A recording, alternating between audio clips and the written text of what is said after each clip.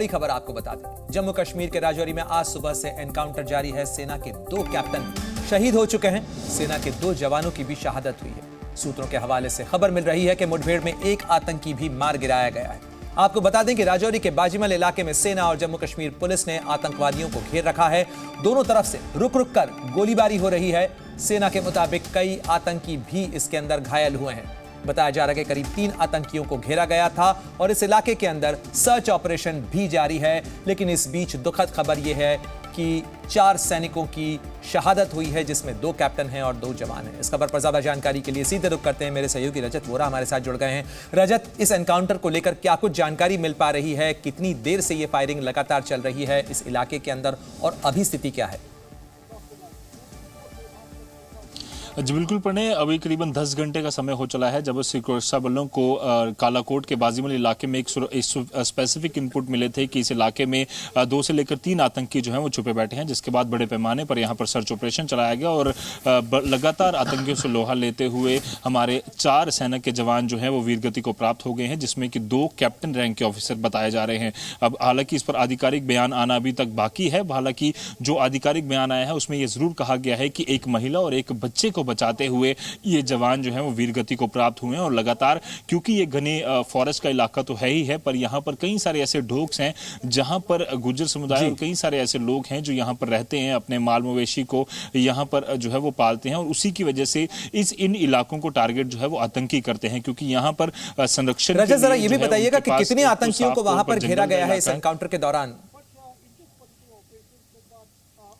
जी प्रणय, जो जानकारी निकलकर सामने आ रही है उसमें 2 से लेकर 3 आतंकी बताए जा रहे हैं। हालांकि जो ऑफिशियल बयान आया है उसमें यह भी कहा गया है कि एक आतंकी जो है वो इंजर्ड है। जो सूत्रों के हवाले से हमारी जानकारी है उसके मुताबिक उसको ढेर कर दिया गया है। हालांकि इस पर आधिकारिक बयान जो है वो यही है कि वो इंजर्ड है अभी भी, और लगातार सुरक्षा बल जो है इन दोनों बाकी जो छिपे 2 आतंकियों हैं उनसे भी लोहा ले रहे हैं और उम्मीद यही है कि इसमें बड़ी कामयाबी जरूर हासिल होगी और ये जो हमारे सेना के जो जवान शहीद हुए हैं इनका बदला जल्द से जल्द दिया जाएगा।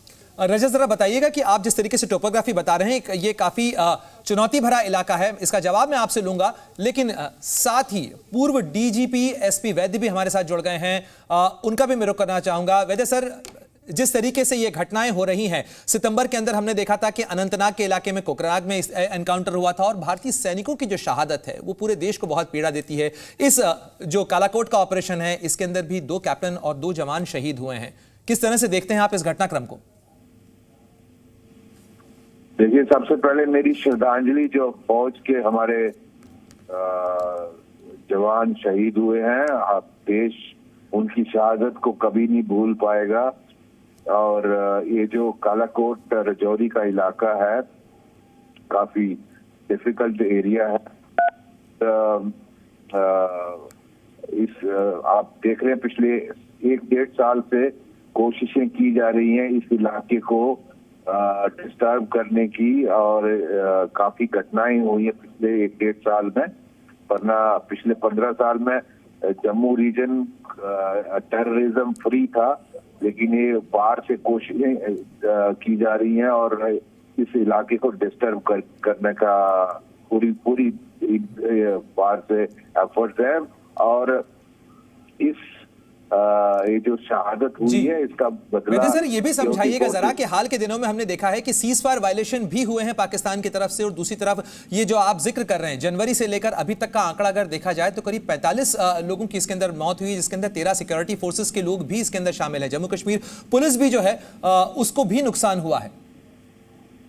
जी देखिए, ऐसा है, सीज फायर वायलेशन इसीलिए करते हैं ताकि कवर फायर दिया जाए, क्योंकि बहुत जल्दी विंटर आने वाला है। और अब जैसे विंटर आता है आपको पता है, जो कश्मीर के हायर रीचेज है वहां बर्फ से पासेस बंद हो जाते हैं और इन्फिल्ट्रेशन करना मुश्किल हो जाती है। तो इसलिए इनकी एफर्ट है कि इंटरनेशनल बॉर्डर जो जम्मू रीजन से लगता है उधर से जितनी इन्फिल्ट्रेशन करवाई जाए, या राजौरी पुंछ के इलाके में कुछ लोगों को धकेला जाए ताकि इस इलाके को गर्म किया जाए। इसलिए ये कवर फायर देते हैं और इसको ये बिल्कुल सर, पाकिस्तान की नीयत जिस तरीके से आप कह रहे कोई हैं, तब्दीली- पाकिस्तान सीमा पार से हमेशा यही कोशिश करता रहता है कि जम्मू कश्मीर के इलाके में आतंक की आंच को भड़काया जा सके। बहुत बहुत शुक्रिया हमसे बातचीत करने के लिए। साथ ही रजत, आपका भी तमाम अपडेट्स देने के लिए।